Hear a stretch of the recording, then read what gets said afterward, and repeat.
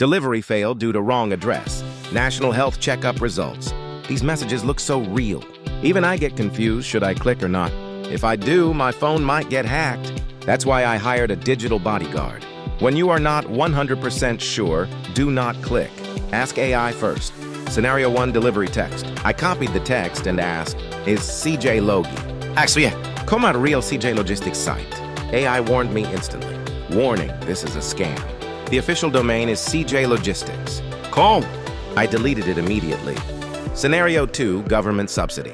My mom got a text about a subsidy. Is it real? AI analyzed the tone. Government agencies don't send shortened links. The urgency is a scam tactic. Scenario 3 unknown number 675. AI told me that's Papua New Guinea. Don't call back, it's a Wangiri scam. Scammers evolve every day, but AI evolves too. When in doubt, copy and paste to AI. Make this your new habit. Next time, let's learn how to preserve our memories with digital legacy.